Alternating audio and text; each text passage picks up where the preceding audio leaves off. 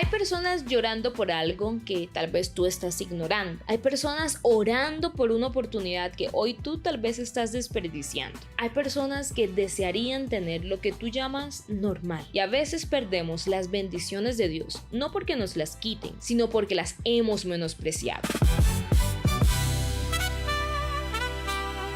Bienvenido y bienvenida a Contracorriente.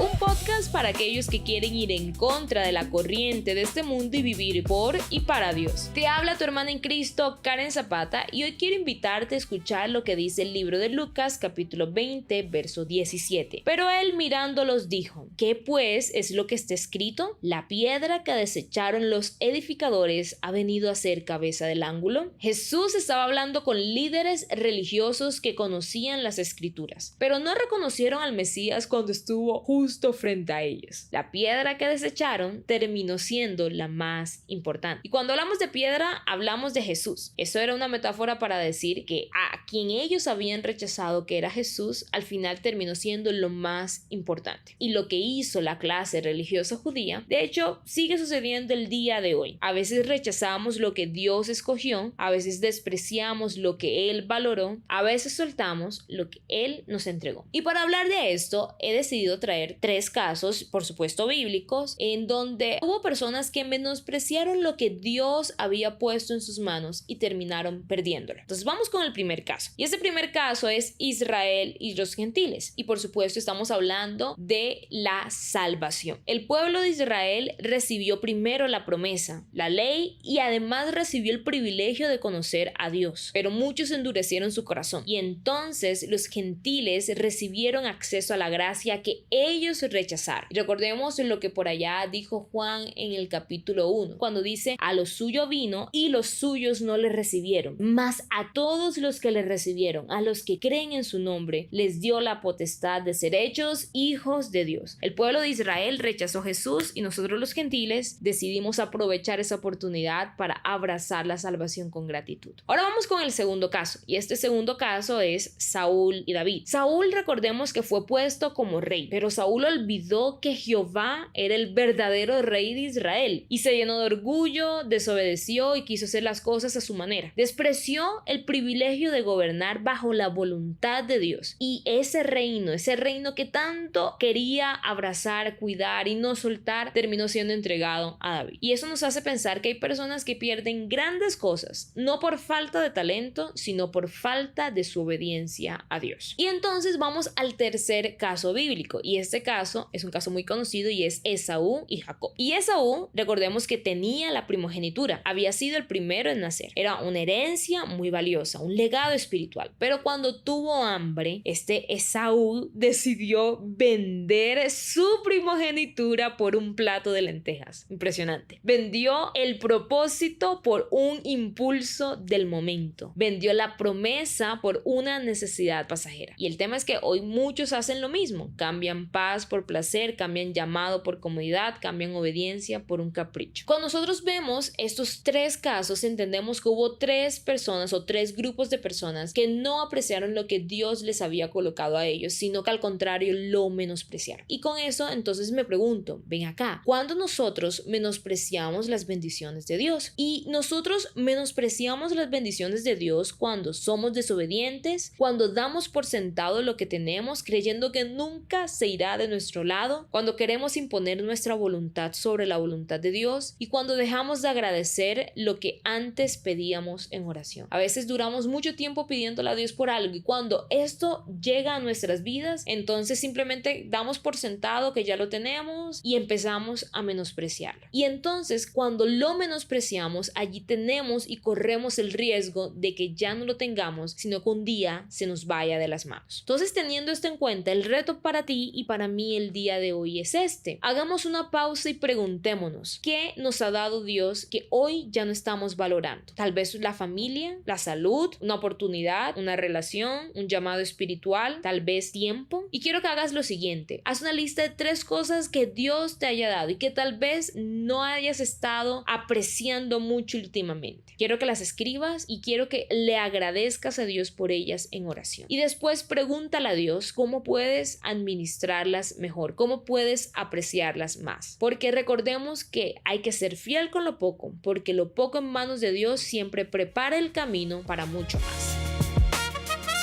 Y quiero que recuerdes esto antes de terminar. Lo que hoy ves pequeño, común o insignificante puede ser una bendición enorme que Dios puso en tus manos. No esperes perderlo para valorarlo. No esperes extrañarlo para agradecerlo. No esperes que otro lo reciba para entender lo que tenías.